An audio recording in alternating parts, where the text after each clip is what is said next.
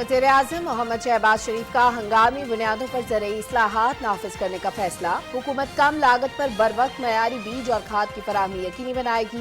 गैर मयारी बीज और पेस्टिसाइड बेचने वाली कंपनियों का सदेबाब किया जाएगा।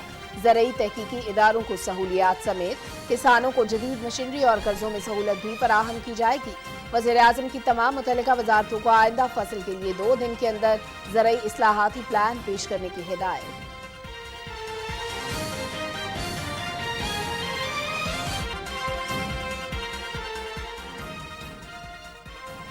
हुकूमत ने लक्शरी आइटम्स की दरामदात पर पाबंदी खत्म कर दी। वज़ीर आज़म नहीं चाहते कि लक्शरी आइटम्स की दरामदात पर पाबंदी खत्म की जाए। IMF के शर्त की वजह से ये पाबंदी हटा रहे हैं। दरामद शुदा लक्शरी आइटम्स पर जितना मुमकिन हो सका टैक्स लगा देंगे। सिगरेट और तंबाकू पर टैक्स बढ़ा रहे हैं। वज़ीर खजाना मिफ्ताह इस्माइल की न्यूज़ कॉन्फ्रेंस।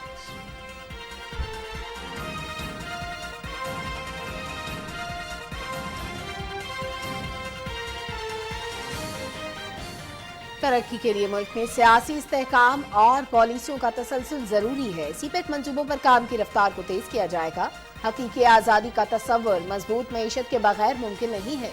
हुकूमत मईशत कॉरिडोर जोन से निकाल कर माशी जमोहाली के बाद अब बहाली के रास्ते पर ले आई है। वफाकी वजीर बराए मनसूबाबंदी और तरक्की SN इकबाल।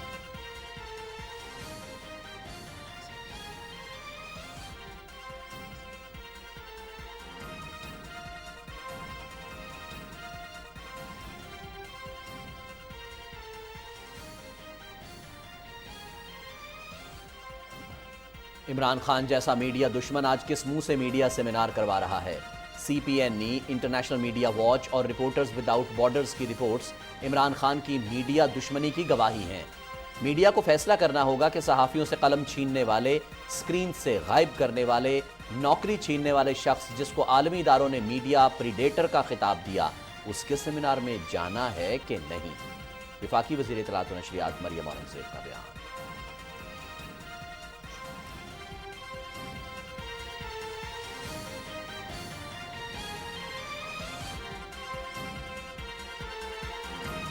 तोशाखाना केस में इमरान खान की नाअहली के लिए इलेक्शन कमीशन में दायर रेफरेंस की समाअत 22 अगस्त तक मुलतवी। तहरीक इंसाफ के वकील को दस्तावेजात फराहम करने का हुक्म। इमरान खान दूसरों को इंसाफ का दर्ज देते हैं। तोशाखाना केस में खुद पेश हों और रसीदें दें। केस की मुद्दई मुस्लिम लीग नून के रहनुमा मोहसिन शाहनवाज रांझा की मीडिया से गुफ्तगू।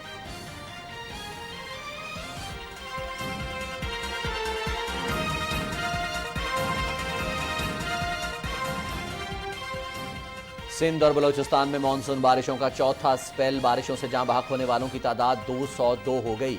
तकरीबन 22,000 घर मुतासिर, 690 किलोमीटर सड़कों को नुकसान पहुंचा। कोयटा, कराची, कौमी शाहरा लसबेला में ताहाल बंद।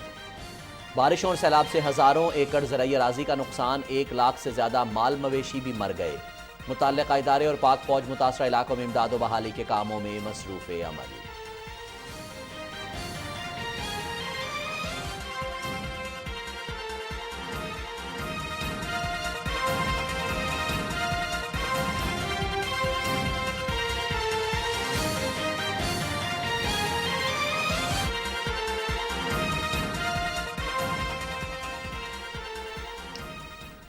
बिस्मिल्लाहिर्रहमानिर्रहीम। अस्सलाम वालेकुम नाज़रीन। पाकिस्तान टेलीविजन न्यूज़ के इस्लामाबाद स्टूडियो से लाइव न्यूज़ शो एट 6 के साथ आपका खैर मकदम करते हैं रिजवान रौनक और सलमा कौसर। टॉप स्टोरीज आप जान चुके हैं, इनके बारे में तफसील से बात होगी एक छोटे से ब्रेक के बाद। हमारे साथ रहिए।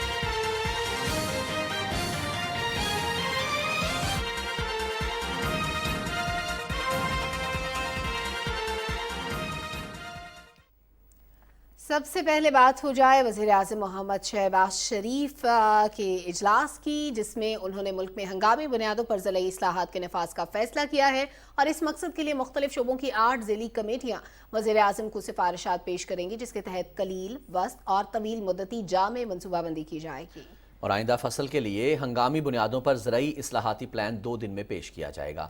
وزیر اعظم بہت جلد ملک میں زرعی اصلاحات کے لیے جامع منصوبے کا اعلان کرنے والے ہیں، جس سے نہ صرف کسان خوشحال ہوگا بلکہ ملک کی زرعی پیداوار میں اضافہ اور زرعی اجناس کی درآمد میں خاطر خواہ کمی واقع ہوگی۔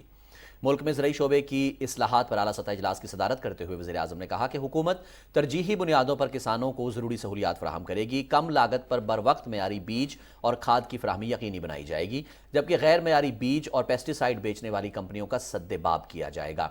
انہوں نے کہا کہ مقامی سطح پر معیاری بیج کی پیداوار کے لیے زرعی تحقیقی اداروں کو سہولیات فراہم کی جائیں گی، کسانوں کو جدید مشینری اور قرضوں میں سہولت کی فراہمی کو بھی یقینی بنایا جائے گا۔ وزیر اعظم نے گندم کی فصل کی بوائی سے پہلے پیداوار میں فی ایکڑ یقینی اضافے کے لیے اقدامات اٹھانے کی ہدایت کرتے ہوئے کہا کہ اس بات کو یقینی بنایا جائے کہ زرعی ان پٹس پر حکومت کی طرف سے سبسڈی کسانوں تک پہنچے۔ وزیر اعظم نے ہدایت کی کہ کسانوں کو زراعت کے بین الاقوامی سطح پر رائج جدید طریقہ کار سے روشناس کروانے کے لیے جامع آگاہی مہم چلائی جائے۔ زرعی منصوبہ بندی کے دوران موسمیاتی تبدیلی کے اثرات کو بھی ملحوظ خاطر رکھا جائے۔ انہوں نے کہا کہ حکومت گندم اور زرعی اجناس کو ذخیرہ کرنے کے لیے سائلوز کی تعمیر پر کام کرے گی۔ اجلاس میں وزیر اعظم کو گندم، کپاس، خوردنی تیل، کھاد، زرعی تحقیق، زراعت میں پانی کے استعمال، موسمیاتی تبدیلی اور زرعی مشینری کے حوالے سے قائم سب کمیٹیوں نے تفصیلی بریفنگ دی اور اپنی سفارشات پیش کیں۔ اجلاس میں آئندہ گندم، کپاس اور خوردنی تیل کی پیداوار کے لیے اقدامات، کسانوں کو کم لاگت پر جدید مشینری، یوریا اور D A P per subsidy, متوقع پیداوار اور درآمد، معیاری بیج، پانی کے بہتر استعمال اور کسانوں کو بروقت قرضوں کی فراہمی کے حوالے سے سفارشات پیش کی گئیں۔ وزیر اعظم نے تمام متعلقہ وزارتوں کو ان سفارشات میں سے آئندہ فصل کے لیے 2 دن کے اندر زرعی اصلاحاتی پلان پیش کرنے کی ہدایت بھی کر دی۔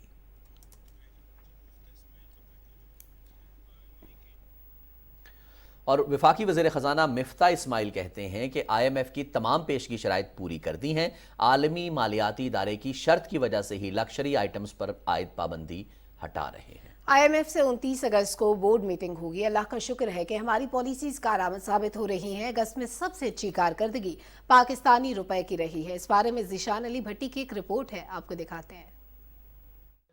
اسلام آباد میں نیوز کانفرنس کرتے ہوئے وفاقی وزیر خزانہ مفتاح اسماعیل کا کہنا تھا کہ آئی ایم ایف کی شرط پر لگژری آئٹمز پر عائد پابندی ہٹا رہے ہیں، لیکن لگژری امپورٹڈ اشیاء کی درآمد پر بھی اضافی ڈیوٹی عائد کی جائے گی۔ ان کا کہنا تھا کہ ریٹیل ٹیکس کلیکشن 27 ارب کر دیا ہے۔ امید ہے کہ ریٹیل ٹیکس کلیکشن سے 27 ارب روپے جمع کر لیں گے۔ آئی ایم ایف سے ایک طویل مذاکرات کے بعد اور بہت لمبے پروسیس کے بعد 29 اگست کو بورڈ کی میٹنگ آئی ایم ایف نے سیٹ کر دی ہے۔ آئی ایم ایف کی جتنی بھی کنڈیشنز تھیں ہم نے پوری کر دی ہیں۔ جب ہم نے نان اسینشل چیزوں کی امپورٹ پہ بین لگایا تھا تو اس وقت ہم نے کہا تھا کہ یہ 2 مہینے کے لیے ہے، اب 2 مہینے سے زیادہ عرصہ گزر گیا ہے۔ اب چونکہ ایک یہ ریکوائرمنٹ ہے انٹرنیشنل کمیونٹی کی کہ یہ بین نہیں ہونے چاہیے تو ہم بین ہٹا رہے ہیں۔ وفاقی وزیر خزانہ نے کہا کہ 2 ماہ سے درآمدات کنٹرول میں ہیں۔ 3 دوست ممالک سے 4 ارب ڈالر کی فنڈنگ حاصل ہوئی ہے۔ چین 2 ارب ڈالر کے قرضے رول اوور کر دے گا۔ اب تک جو ہے وہ پچھلے سال کے مقابلے میں ایکسپورٹس جو ہیں وہ زیادہ ہیں، 7-8%۔ اب تک جو ہے وہ پچھلے سال کے مقابلے میں امپورٹ جو ہے وہ میرے خیال سے 18-19% کم ہے۔ ٹریڈ ڈیفیسٹ جو ہے اگست کے 16 تک وہ پچھلے سال کے مقابلے میں کوئی میرے خیال سے 30% کم ہے۔ تو اللہ تعالیٰ کی مہربانی سے وہ چیزیں اچھی ہو رہی ہیں، اور بینکنگ سیکٹر کے اندر جو سسٹم میں جو پیسے آئے ہیں اور پیسے گئے ہیں اس کے اندر جو ہے وہ تقریباً 600-650 ملین ڈالر ہم کو زیادہ وصول ہوئے ہیں۔ وفاقی وزیر مفتاح اسماعیل کا مزید کہنا تھا کہ 10 لاکھ ٹن گندم درآمد کر چکے ہیں۔ خوردنی تیل اور گھی سمیت دیگر اجناس بھی ہم درآمد کرتے ہیں۔ ہماری اولین ترجیح 23 کروڑ لوگوں کو روٹی دینا ہے۔ ذیشان علی بھٹی، پاکستان ٹیلی ویژن نیوز، اسلام آباد۔ منصوبہ بندی کے وزیر احسن اقبال نے کہا ہے کہ ترقی کے لیے ملک میں سیاسی استحکام اور پالیسیوں کا تسلسل بہت ضروری ہے۔ ان کا یہ بھی کہنا تھا کہ سی پیک منصوبوں پر کام کی رفتار کو تیز کیا جا رہا ہے۔ تفصیل بتا رہے ہیں رانا افتخار احمد۔ اسلام آباد میں ایس ڈی پی آئی کے سی پیک سیمینار سے خطاب کرتے ہوئے منصوبہ بندی کے وزیر احسن اقبال نے کہا کہ حقیقی آزادی کا تصور مضبوط معیشت کے بغیر ممکن نہیں ہے۔ انہوں نے کہا کہ حکومت نے معیشت کو ریڈ زون سے نکال کر معاشی بحالی کے راستے پر ڈال دیا ہے۔ آج سے 3 مہینے پہلے شرطیں لگ رہی تھیں کہ پاکستان سری لنکا کتنے دنوں میں بنے گا. آج 3 مہینے کے بعد الحمدللہ کوئی ایسا اینالسٹ نہیں ہے جو پاکستان کے سری لنکا بننے کی پیشن گوئی کر رہا. ہم نے پاکستان کو ریٹریو کر لیا ہے اس سچویشن سے الحمدللہ. احسن اقبال نے کہا کہ سی پیک کے تحت قابل تجدید توانائی اور گرین منصوبوں کو ترجیح دے کر ماحولیاتی تحفظ کو یقینی بنایا جا سکتا ہے. کسی منصوبے کو انوائرمنٹل پروٹیکشن ایجنسی کی کلیئرنس کے بغیر وزارت منصوبہ بندی نے گو ایڈ نہیں دیا. ہم نے جو کوئلے کے منصوبے بنائے اس میں سپر کرٹیکل ٹیکنالوجی کو ترجیح دی گئی. سی پیک نے رینیوبل انرجی کے اندر بھی پاکستان کے اندر ایک نیا کلسٹر پیدا کیا جس سے ہمارے انجینئرز کو، ہماری مقامی صنعت کو، ہمارے لوگوں کو ان شعبوں کے اندر جانکاری حاصل ہوئی. چین کے سفیر نونگ رونگ نے کہا کہ پاکستان کو مختلف شعبوں میں جدید ٹیکنالوجی منتقل کر رہے ہیں اور زراعت کے شعبے میں بھی تعاون بڑھایا جا رہا ہے. We are very proud that CPEC Energy Project has contributed a lot for Pakistani economic and social development. Energy Cooperation Project will encourage more and more Chinese enterprises and banks to invest in Pakistan. تقریب سے خطاب کرتے ہوئے ہارون شریف، doctor عابد قیوم سلیحری اور دوسرے مقررین نے کہا کہ سی پیک پاکستان کی ترقی اور خوشحالی کا منصوبہ ہے. انہوں نے کہا کہ سی پیک کے تحت گرین معیشت کے منصوبوں کو فروغ دے کر معاشی استحکام کے ساتھ خوراک اور توانائی کی دستیابی کو بھی یقینی بنایا جا سکتا ہے. رانا افتخار احمد، پاکستان ٹیلی ویژن نیوز، اسلام آباد. وفاقی وزیر اطلاعات و نشریات مریم اورنگزیب نے عمران خان کے میڈیا سیمینار کو منافقت قرار دے دیا. عمران خان میڈیا کا معاشی قتل کرنے والا مجرم ہے. میڈیا دشمن آج کس منہ سے میڈیا سیمینار کروا رہا ہے، اسے شرم آنی چاہیے. اپنے بیان میں وفاقی وزیر اطلاعات نے کہا کہ سی پی این ای، انٹرنیشنل میڈیا واچ اور رپورٹرز وداؤٹ بارڈرز کی رپورٹس عمران خان کی میڈیا دشمنی کی گواہی ہے. عمران خان کا دور میڈیا کے لیے سیاہ ترین دور تھا. عمران خان جھوٹے، کرپٹ، فورن ایجنٹ، میڈیا دشمن اور منافق ہیں. میڈیا کو فیصلہ کرنا ہے کہ میڈیا کے خلاف نیب کو استعمال کرنے والے کے سیمینار میں جانا ہے یا نہیں. انہوں نے کہا کہ 4 سال میڈیا کا قتل کرنے والا میڈیا سیمینار کرنے کا تماشا نہ کرے. میڈیا کو فیصلہ کرنا ہوگا کہ صحافت کا قتل، صحافیوں کو گولیاں مارنے والے، میڈیا کی زبان بندی کرنے والے کے میڈیا سیمینار میں جانا چاہیے یا نہیں. مریم اورنگزیب نے کہا کہ میڈیا کو فیصلہ کرنا ہوگا جس کو عالمی اداروں نے میڈیا پریڈیٹر کا خطاب دیا ہے اس کے سیمینار میں جانا ہے یا نہیں. عمران خان 4 سال وزارت عظمیٰ کی کرسی پر بیٹھ کر میڈیا دشمنی کرتے رہے. انٹرنیشنل میڈیا واچ نے عمران خان کو فیشسٹ قرار دیا. عمران خان نے 4 سالوں میں صحافیوں کی پسلیاں توڑی، انہیں اغوا کیا، میڈیا کی آزادی کو کچلا، پارلیمان کو تالے لگوائے. عمران خان نے میڈیا کو نیب کے ذریعے کنٹرول کیا اور میڈیا ورکرز کو بے روزگار کیا. انہوں نے کہا کہ میڈیا کو فیصلہ کرنا ہوگا صحافیوں سے قلم چھیننے والا، اسکرین سے غائب کرنے والا، نوکری چھیننے والے کے سیمینار میں جانا ہے یا نہیں.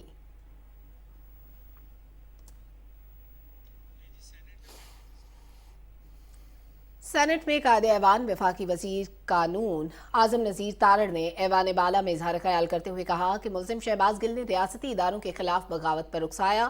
ریاست کی مدعیت میں FIR درج کرنے کے بعد اس کو گرفتار کیا گیا. انہوں نے کہا کہ آئین اور قانون اپنا راستہ خود بنائیں گے. تفصیل بتا رہے ہیں فہد جاوید. سینٹ کا اجلاس چیئرمین صادق سنجانی کی زیر صدارت ہوا. سینٹ میں قائد حزب اختلاف ڈاکٹر شہزاد وسیم کے اظہار خیال کا جواب دیتے ہوئے قائد ایوان اعظم نذیر تارڑ نے کہا کہ ملزم شہباز گل کا 2 روزہ ریمانڈ عدالت نے دیا ہے اور عدالت نے ان کی میڈیکل رپورٹ جمع کرانے کی بھی ہدایت کی ہے. کل کے کورٹ آرڈر میں یہ بھی لکھا ہوا ہے کہ پہلے ان کا میڈیکل ہوگا، اس کے بعد ان کی تحویل دی جائے گی. کل پنجاب حکومت جو کہ اڈیالہ میں صرف کسٹوڈین ہے ان انڈر ٹرائل پرزنرز کا، جن کو ICT بھیجتی ہے کیونکہ اسلام آباد میں جیل نہیں ہے، وہاں پہ پنجاب حکومت نے انکار کر دیا. سارے ملک نے دیکھا کہ صوبہ وفاق کے سامنے کھڑا ہو گیا کہ جی ہم نے ایک مجرم جو ہے وہ حوالے نہیں کرنا آپ کے. وفاقی وزیر ریلوے خواجہ سعد رفیق نے اظہار خیال کرتے ہوئے کہا کہ ملک کی تعمیر و ترقی اور جمہوریت کے فروغ کے لیے ضروری ہے کہ ہم بہتر سیاسی اقدار کو فروغ دیں. میں آپ کو غدار کہوں، میں جمہوریت پہ حملہ کروں گا. آپ غدار ہمیں کہیں گے آپ جمہوریت پہ حملہ کریں گے، کیونکہ ہم تو ایک دوسرے سے سلام نہیں لے سکتے، ہم تو ایک دوسرے سے مکالمہ نہیں کر سکتے.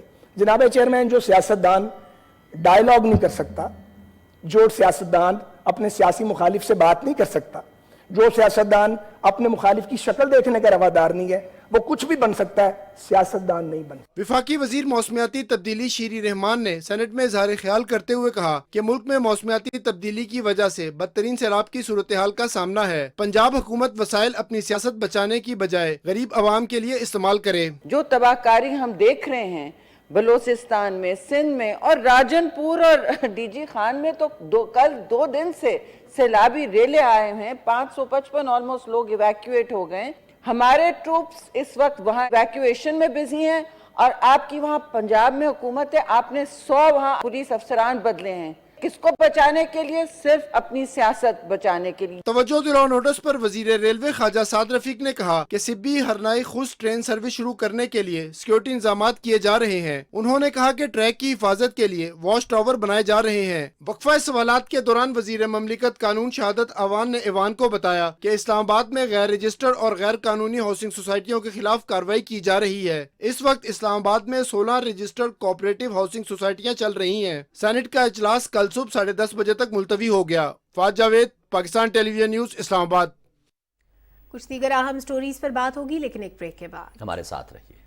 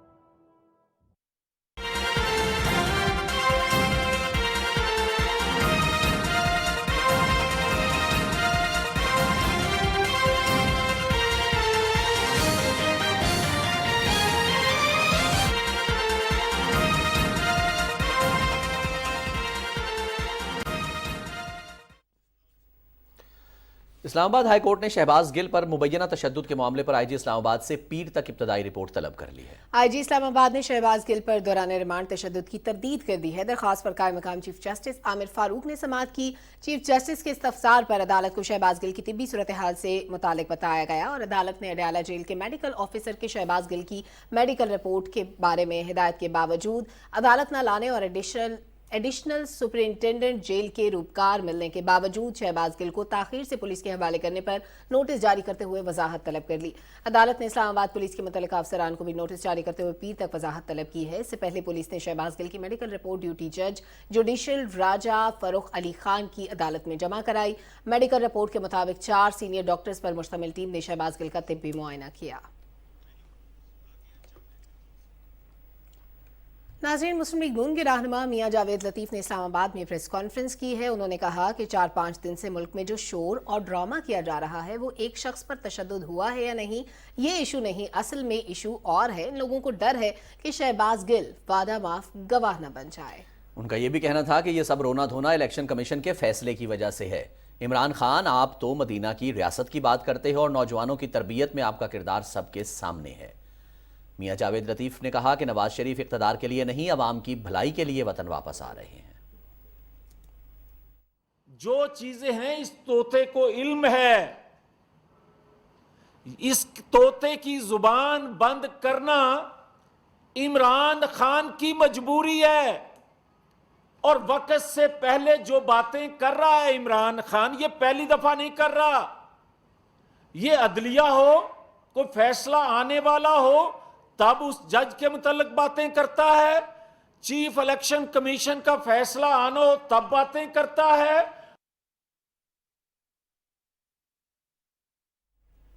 الیکشن کمیشن نے توشہ خانہ کیس میں عمران خان کی نااہلی کے لیے دائر ریفرنس میں تحریک انصاف کے وکیل کو دستاویزات فراہم کرنے کا حکم دیتے ہوئے سماعت 22 اگست تک ملتوی کر دی۔ صدف افضل کی رپورٹ ملاحظہ کیجیے۔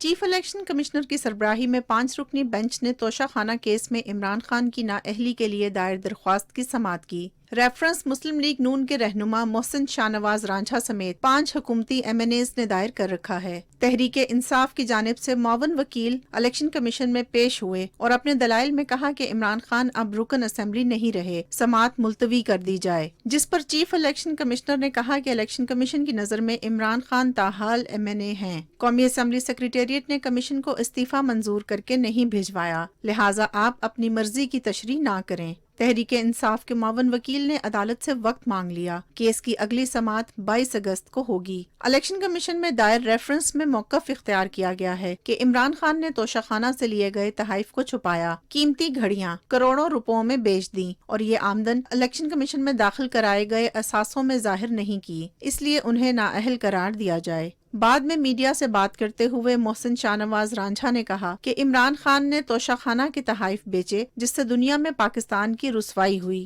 عمران خان دوسروں کو انصاف کا درس دیتے ہیں، توشہ خانہ کیس میں خود پیش ہوں۔ یہاں پہ ریاست مدینہ کا سبق دینا، قوم کو لیکچر دینا، صحابہ اکرام کی مثالیں دینا، خلفائے راشدین کی مثالیں دینا اور خود چوری کرنا اور پھر اس چوری کے اوپر حلف اٹھانا، جھوٹا حلف دینا، جھوٹا حلف نامہ الیکشن کمیشن آف پاکستان میں جمع کرانا، دستور پاکستان کے نیچے دیے ہوئے اپنے حلف نامے کو وائلیٹ کرنا، کتنے افسوس کی میں سمجھتا ہوں بات ہے کہ آپ ایک طرف کہتے ہیں کہ میں تحریک انصاف کا منشور انصاف پہ مبنی ہے اور آپ ہمیں رسول اللہ صلی اللہ علیہ وسلم کے وقت کے واقعات سناتے ہیں اور کہتے ہیں کہ قانون کے سامنے سب برابر ہیں اور انصاف سب کے ساتھ ہونا چاہیے۔ تو بھائی اگر قانون کے آگے سب برابر ہیں اور انصاف سب کے ساتھ ہونا چاہیے تو آئیں پیش ہوں الیکشن کمیشن میں۔ مسلم لیگ نون کے رکن قومی اسمبلی علی گوہر خان نے میڈیا سے گفتگو کرتے ہوئے کہا کہ عمران خان کا اصلی چہرہ سب کے سامنے عیاں ہو گیا ہے۔ صدف افضل، پاکستان ٹیلی ویژن نیوز، اسلام آباد۔ الیکشن کمیشن نے مسلم لیگ کاف انٹرا پارٹی انتخابات اور چودھری شجاعت کی درخواست پر فیصلہ محفوظ کر لیا ہے۔ درخواست کی سماعت چیف الیکشن کمشنر کی سربراہی میں 5 رکنی کمیشن نے کی۔ چودھری شجاعت حسین کے وکیل کے دلائل مکمل ہونے پر الیکشن کمیشن نے پرویز الہی گروپ کے وکلاء سے سوال کیا کہ بتایا جائے چودھری شجاعت نے کیا جرم کیا تھا جو عہدے سے ہٹایا گیا۔ پارٹی صدر کو عہدے سے ہٹانے کے طریقہ کار پر بھی مطمئن کیا جائے اور ورکنگ کمیٹی کے ارکان کے انتخابات کی تفصیلات بھی پیش کی جائیں۔ صدر ڈاکٹر عارف علوی کہتے ہیں کہ ہمیں پاکستان میں زیادہ سے زیادہ جنگلات اگانے کے لیے اپنی کاوشوں میں مزید تیزی لانا ہوگی۔ قومی شجرکاری مہم میں ہر شہری بڑھ چڑھ کر حصہ لے، درخت لگائے اور ان کی دیکھ بھال کرے۔ قومی مونسون شجرکاری مہم کے آغاز پر اپنے پیغام میں صدر مملکت نے کہا کہ رہائشی علاقوں، بازاروں، سڑکوں اور صنعتی علاقوں کے نزدیک زیادہ سے زیادہ درخت لگائیں۔ درخت لگانے سے قدرتی حیات کے تحفظ، ملکی نباتات و حیوانات محفوظ بنانے میں مدد ملے گی۔ صدر ڈاکٹر عارف علوی نے کہا کہ پاکستان موسمیاتی تبدیلی سے سب سے زیادہ متاثر ہونے والا 8واں ملک ہے۔ موسمیاتی تبدیلی اور عالمی درجہ حرارت میں اضافہ گلیشیئرز پگھلنے اور سیلاب کا سبب بن رہا ہے۔ اس سال بھی پاکستان کو سیلابی صورتحال اور بارشوں کی وجہ سے تباہی کا سامنا ہے۔ جنگلات میں اضافے سے سیلاب کے خلاف مؤثر بچاؤ آئے گا۔ پاکستان میں 10 ارب ٹری سونامی منصوبے پر خوشی کا بھی اظہار کیا۔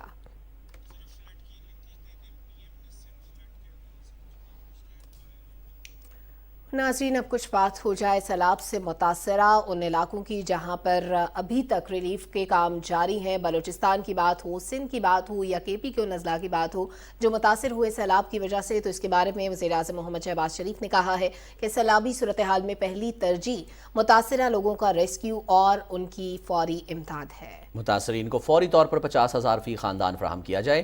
انہوں نے جنوبی سندھ میں مانسون بارشوں کے نتیجے میں سیلاب سے ہونے والے جانی اور مالی نقصان پر گہرے دکھ کا اظہار کیا اور پی ڈی ایم میں، این ڈی ایم میں اور صوبائی حکومت کو ہدایت کی کہ فوری طور پر متاثرہ علاقوں میں امدادی کارروائیاں تیز کی جائیں۔ وزیر اعظم نے ہدایت کی کہ متاثرین کو کھانے، صاف پانی، رہائش اور طبی سہولیات کی فوری فراہمی یقینی بنائی جائے۔ انہوں نے متعلقہ اداروں کو بھی ہدایت کی کہ وہ ملک کے باقی حصوں میں بھی بارشوں کے نتیجے میں متوقع سیلابی صورتحال سے نمٹنے کے لیے تیار رہیں۔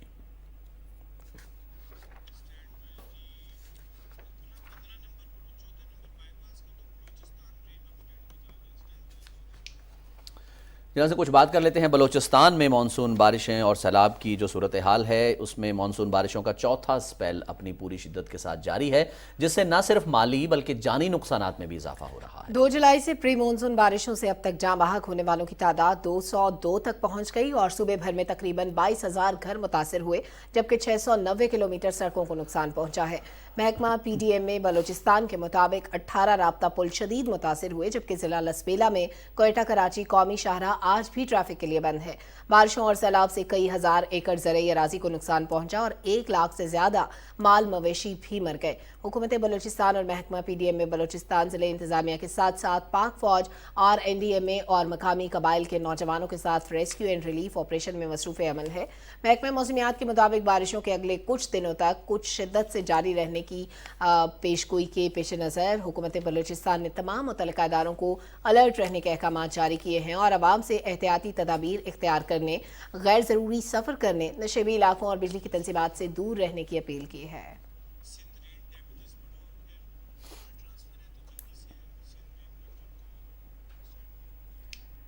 कराची समेत सिंध के दूसरे शहरों में मानसून का सिलसिला जारी है। गुज़श्ता शब से शुरू होने वाली मूसलाधार बारिश के स्पेल ने कराची, हैदराबाद, थरपारकर, उमरकोट, बदीन, सांगढ़, मटियारी और मीरपुर खास को शदीद मुतासिर किया है और इन इलाकों में दिन के वक्त भी वक्फे से बारिश जारी रही। और नाज़रीन, सिंध के बेशतर शहरों में बारिश का पानी शहरियों के लिए मुश्किलात पैदा कर रहा है।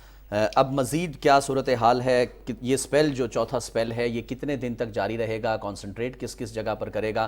क्या मसाइल सामने आ सकते हैं? इन तमाम इश्यूज़ पर बात करने के लिए हमारे साथ मौजूद हैं DG PDMA सिंध सलमान शाह साहब। उन्होंने हमें ज्वाइन किया, इनसे बात करते हैं। अस्सलाम वालेकुम सलमान शाह साहब।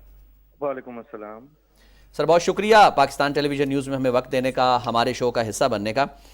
सलमान शाह साहब, आप सबसे कंसर्न्ड और कॉम्पिटेंट हैं इस वक्त ये बताने के लिए कि क्या सूरत हाल है, कितना नुकसान जो है वो, particularly if we start from Sindh, कि सिंध में कितना नुकसान हो गया है बशमूल कराची, क्या कुछ अभी मज़ीद देखना बाकी है इस हवाले से? देखें जी, आप लोगों का भी शुक्रिया कि आपने मौका दिया कि मुझे अपने प्रोग्राम में लिया है। जैसे आपको पता है कि जुलाई से ये सिलसिला शुरू हुआ था बारिशों का, जिसमें जुलाई के महीने में 3 स्पेल्स आए थे, जो कि कराची में और पूरे सिंध में तकरीबन 250% ज़्यादा बारिश हुई थी, जो नॉर्मल हमारा पिछले 30 साल का रिकॉर्ड है। और फिर अगस्त में 8 अगस्त के बाद तकरीबन ये सिलसिला दोबारा शुरू हुआ है वक्फे से मुख्तलिफ इलाकों में, जिसमें कराची भी शामिल है और अंदरूनी सिंध के जो तकरीबन पूरा सिंध इसमें शामिल है जहाँ पे बारिशें हुई हैं। ख़ास तौर पे पिछले 2 दिन बहुत ज़्यादा टफ थे और आज का दिन टफ है और कल तक जो है ये कंटिन्यू रहेगा सिलसिला।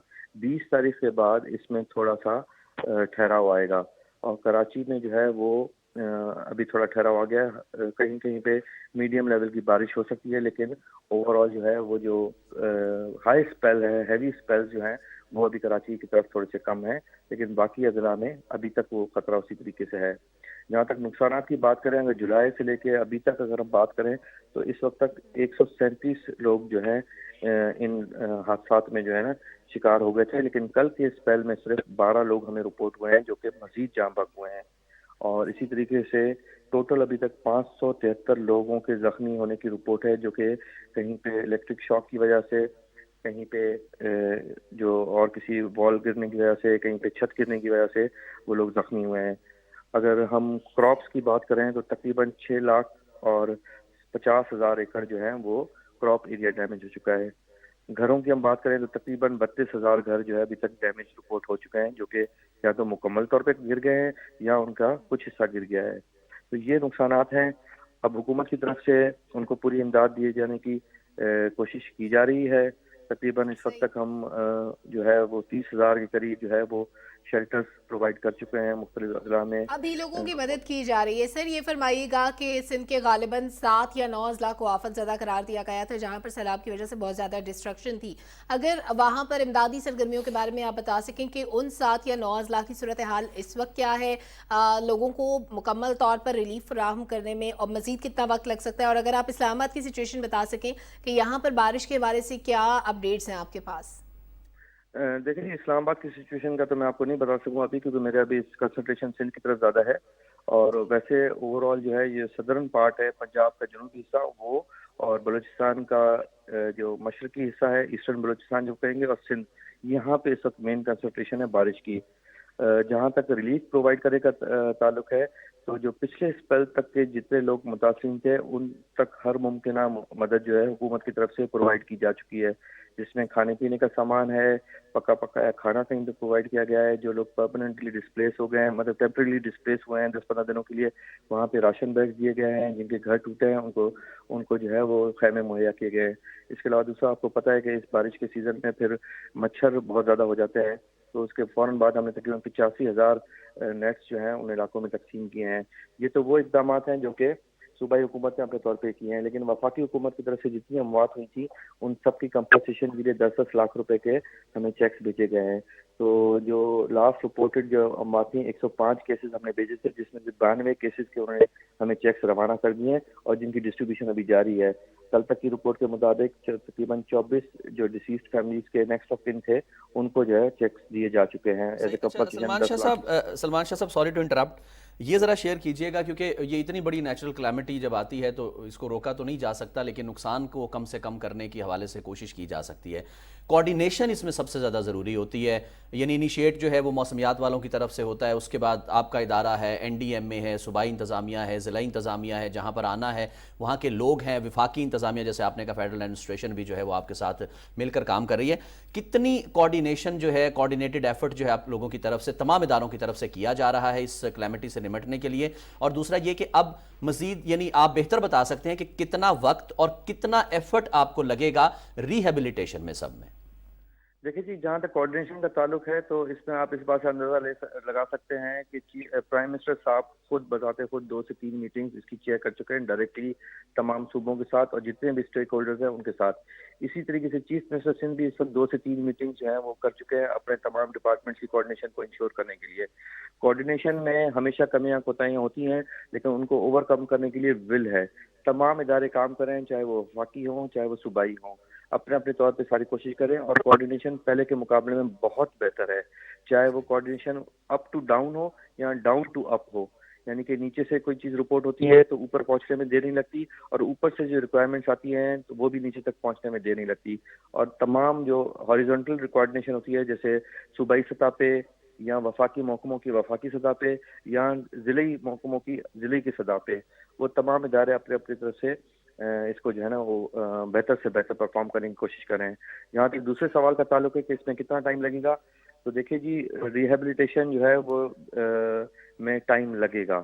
لوگوں کو امیڈیٹ ریلیف پرووائڈ کرنے کے لیے تو جو ممکنہ اقدامات ہم سے ہو سک رہے ہیں وہ ہم کر رہے ہیں، لیکن لوگوں کے گھر بلڈ کرنے کے لیے، لوگوں کو روڈ راستے جو ٹوٹ گئے ہیں ان کو واپس ریہیبلیٹیڈ اوریجنل فارم میں لانے کے لیے تو اس میں ٹائم لگے گا. اس میں وفاقی حکومت اور صوبائی حکومت مل کے کوئی پالیسی بنائیں گے کہ لوگوں کو کس طریقے سے کمپنسیٹ کیا جائے گا. اس میں ہو سکتا ہے کہ کوئی کیش کمپنسیشن دی جائے یا لوگوں کو گھر بلڈ کرا کے دیے جائیں، وہ ابھی انڈر ڈسکشن ہے اور اس کا کوئی طریقہ کار طے کیا جا رہا ہے. سلمان شاہ صاحب، ابھی تک ہم بات کر رہے ہیں اندرون سندھ سے متعلق، سندھ کے شہری یا دیہی علاقوں سے متعلق، لیکن کراچی کی بات کریں تو کراچی کی صورتحال کیا ہے؟ آنے والے دنوں میں جو بارشیں ہونے والی ہیں اس کے لیے کیا تیاری، اور نالوں کے اطراف میں جو علاقے ہیں عموماً وہاں پہ خدشہ ظاہر کیا جاتا ہے کہ نالوں میں طغیانی آ سکتی ہے، اسپیشلی گجر نالے کی اگر بات کریں، اسی طرح جو مین 2-3 بڑے نالے ہیں جہاں پہ زیادہ بارش ہوتی ہے تو پانی جمع ہو جاتا ہے اور آس پاس کی آبادی جو ہے اس کو خطرہ لاحق ہوتا ہے، تو اس کے بارے میں کیا اسٹریٹجی ہے اس وقت؟ دیکھیں جی، گجر نالہ 3 نالے ہیں جو کہ میجر نالے کراچی کے پانی کو ڈرین آؤٹ کرتے ہیں، اور 2 ریورز ہیں، ایک ملیر ریور اور ایک لیاری ریور. جو 3 نالے ہیں، اورنگی نالہ، محمود آباد نالہ اور گجر نالہ، ان تینوں پہ پچھلے 2 سالوں میں 2020 کے فلڈ کے بعد بہت کام ہوا ہے، اور وہاں پہ الحمدللہ ابھی تک جو ہے اس قسم کی کوئی شکایت نہیں آئی جو ہم پاس میں دیکھتے تھے. تینوں نالوں کی میں بات کروں گا، ابھی کچھ کام رہتا ہے لیکن اس کے باوجود بھی. اسی طریقے سے کراچی کی جو ضلع انتظامیہ ہے اور جو لوکل باڈیز ہیں جیسے KMC وغیرہ، انہوں نے بھی نالوں کو اچھے طریقے سے اس مرتبہ صاف کیا تھا.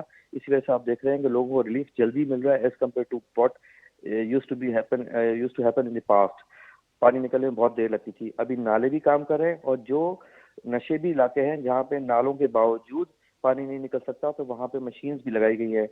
اس وقت تقریباً 36 مشینیں میری کراچی میں لگی ہیں ہیوی ڈیوٹی، جو کہ پانی کو سک کر کے جو قریبی نالا ہوتا ہے وہاں پہ جو ہے نا اس کو डंप करती हैं ताकि रोड्स और मेन आर्टरीज वगैरह क्लियर रहे और लोगों को कम से कम तकलीफ हो। और जब वो इलाके क्लियर हो जाते हैं, जो दूसरे नशीबी कॉलोनियाँ हैं जहाँ पे ड्रेनेज के इश्यूज हैं, जहाँ पे स्ट्रॉन्ग वाटर ड्रेन मौजूद नहीं है, तो फिर उन इलाकों में जाके क्लियर करते हैं। ये तो सिर्फ मैं वो बात कर रहा हूँ जो PDMA की है। अगर आप KMC, KDA, DMCs और जो बाकी इदारे हैं उनकी, वाटर बोर्ड, उनकी मशीनों को काउंट करें तो ये 100 की तादाद में है। तो पूरी कोशिश की जा रही है, लेकिन कराची के कुछ क्रॉनिक इश्यूज हैं। अभी कराची का जो ड्रेनेज सिस्टम डिज़ाइन है वो 30 mm बारिश तक का डिज़ाइन है, और बारिश पड़ी है पिछले महीने में 600 mm कराची में एक जगह पे एक दिन में। तो आप इस बात से अंदाज़ा लगा सकती हैं कि क्वांटम कितना बड़ा था उसके मुकाबले में वहाँ पे जहाँ से पानी ड्रेन आउट होना है वहाँ से कैपेसिटी क्या थी। तो ये तो पूरा रिवैम्प करने की ज़रूरत है इस स्टेज पे। अभी तो इसका जल्दी पॉसिबल नहीं है, लेकिन इसको मतलब फेजेस में इसको रिवैम्प किया जाए, इसकी कैपेसिटी को बढ़ाया जाए, क्योंकि आपको पता है कि क्लाइमेट चेंज की वजह से ये जो फ्रीक्वेंसी ऑफ डिजास्टर्स है वो बढ़ती जाएगी। अभी हम पहले हम 5-5, 6-6 साल का वक्फा आता था, इस सूरत-ए-हाल आती थी, इस टाइप की सूरत-ए-हाल, लेकिन अभी वो 2-2 सालों पे आ रही है। 2020 में भी हमने यही फेस किया है, आज हम 2022 में वो फेस करें। अब अल्लाह ना करे, खुदा न खासा, हो सकता है अगले साल 2023 में दोबारा हम ये फेस करें। तो अभी हमारे पास रिएक्शन टाइम बहुत कम है, हुकूमत भी इस पर सीरियस है, और जो है वो, लेकिन कुछ कंस्ट्रेंट्स होती हैं, फाइनेंशियल रिसोर्सेज की कंस्ट्रेंट्स होती हैं, ज़रूरियात इतनी ज़्यादा हैं, आपके पास फाइनेंशियल लिक्विडिटी कम होती है, फिर हुकूमत उसके हिसाब से प्रायोरिटाइज करती है। लेकिन मेरे ख्याल है अभी वो वक्त आ गया है कि इस चीज़ को ज़्यादा प्रायोरिटी देने की ज़रूरत है कि जो डिजास्टर रिस्क मिटिगेशन जिसको कहा जाता है उसकी तरफ ज़्यादा से ज़्यादा इन्वेस्ट किया जाए गवर्नमेंट की तरफ से। सही जी, सलमान शाह साहब बहुत शुक्रिया। दुआ की जा सकती है कि जल्द अज जल्द जो है कुदरती आफत से हम बाहर निकल आएँ। आप लोगों की तरफ से, तमाम इदारों की तरफ से कोऑर्डिनेशन के साथ एफर्ट्स चल रहे हैं और कोशिश की जा रही है कि जल्द अज जल्द लोगों को रेस्क्यू किया जाए, रिलीफ दिया जाए और फिर रिहेबिलिटेशन का प्रोसेस जो है वो शुरू हो, ताकि तमाम के तमाम मसाइल से हम बाहर आ सकें। और कराची जो हमारा रोशनियों का शहर है, जो गरीब परवर शहर है, जो पाकिस्तान का माशी हब है, वो डेफिनेटली इस वक्त जो है वो, जैसे उन्होंने भी फरमाया कि कुछ क्रॉनिक इश्यूज़ हैं, तो वो उसके भी मसाइल जो हैं वो किसी न किसी तरह हल हो जाएं। बिल्कुल। और जिस तरह हम इमदादी कार्रवाइयों की बात करते हैं बहुत से शहरों में, तो हमारी जो फोर्सेस का किरदार है वो लायक तहसीन है। हमारी फोर्सेस किसी से पीछे नहीं है, स्पेशली पाक आर्मी की जब बात करते हैं, फ़ज़ाइया की बात करते हैं, तो जितने भी सैलाब से मुतासरा इलाके हैं, चाहे वो बलोचिस्तान के हों, KP के हों या सिंध के हों, वहाँ पर इमदादी कार्रवाइयाँ जारी हैं। और ये जो हम फुटेजेस स्क्रीन पर शेयर कर रहे हैं, बिल्कुल फ्रेश फुटेजेस हैं जहाँ पर रेस्क्यू और रिलीफ का काम किया जा रहा है। पाक फौज के जवान लोगों को बचा रहे हैं, जो लोग पानी में डूब गए, जिनको राशन फराहम करना था, उन तमाम तर कार्रवाइयों में पाक आर्मी के जवानों ने हिस्सा लिया है। और इसके अलावा हेलीकॉप्टर के थ्रू बहुत से लोगों को रेस्क्यू किया गया। तो हमारे जितने भी इदारों का किरदार है उसमें जो सबसे वाइब्रेंट किरदार रहा वो पाकिस्तान आर्मी का रहा है। जी बिल्कुल ऐसा ही है। और आपने भी फुटेज का जिक्र किया नाज़रीन, ये जो हमारे मिड स्क्रीन में फुटेज चल रही है ये बिल्कुल लेटेस्ट है। और लसबेला, नसीराबाद, राजनपुर, ये वो इलाके हैं जो बहुत ज़्यादा मुतासिर हुए हैं। वहाँ पर पाकिस्तान आर्मी के एहलकार जो है वो अपनी वहाँ पर फ़राइज़ अंजाम दे रहे हैं, ग़िज़ाई ज़रूरियात भी पूरी कर रहे हैं, उनको मेडिकल की सहूलत भी दे रहे हैं, रेस्क्यू किया जा रहा है, जैसे कि सलमा आपने भी कहा। और फुटेजेस में भी नज़र आ सकता है कि कौन कौन सा काम नहीं है जो वहाँ पर वो करते हुए हमें नज़र आ रहे हैं। इंसानी हमदर्दी की बुनियाद पर ये तमाम की तमाम इमदाद जो है वो फ्राहम की जा रही है। पाकिस्तान आर्मी के जो एहलकार हैं वो मुफ्त राशन भी तकसीम करते हुए हमें नज़र आते हैं। हर तरफ ऐसा लगता है जैसे कि बिल्कुल फोर्सेस जो हैं वो शाना बशाना खड़ी हैं उन लोगों के, उनको अकेला नहीं छोड़ रही। तमाम इदारे भी अपनी जगह पर काम कर रहे हैं, जैसे अभी PDMA से भी हम बात कर रहे थे, और उनका भी यही कहना था कि तमाम इदारे अपनी अपनी जगह पर काम कर रहे हैं, कोऑर्डिनेशन के साथ काम कर रहे हैं। बस अब दुआ ये है कि ये जो कुदरती आफत है, बारिशें हैं, ये रहमत का सबब ही बने और अल्लाह तबारक ताला जो है इसको हमारे लिए, हमारे मुल्क के लिए ज़हमत का बायस ना बनाए। बिल्कुल, आपने बिल्कुल ठीक कहा रिजवान। और हमारे इदारों की खूबसूरती यही है कि उनको जिस वक्त जहाँ पे ज़रूरत पड़ती है वो पेश रहते हैं, चाहे हमारी सरहदों पर मुश्किल पेश आए, चाहे मुल्क के अंदर कोई कुदरती आफत आ जाए, ज़लज़ला हो, सैलाब हो, कुछ भी हो, तो हमारे इदारे हमें इसी तरह मुतहरिक नज़र आते हैं। इसी तरह से वो लोगों की मदद करने के लिए पेश रहते हैं। और यही खूबसूरती है एक अच्छे जमहूरी मुल्क की, जहाँ पर तमाम लोग कोऑर्डिनेशन के साथ मिलकर अपने मुल्क को तरक्की की राह पर गामज़न रखे हुए हों। नाज़रीन, इसके साथ ही लाइव न्यूज़ शो एट 6 का वक्त अपने इख्तिताम को पहुंचता है। आप हमारे साथ रहे, आपका बहुत शुक्रिया। रिजवान रौनक और सलमा कौसर को इजाज़त दीजिए। ब्रेक के बाद आप मुलाहिज़ा कर सकेंगे इलाकाई खबरें।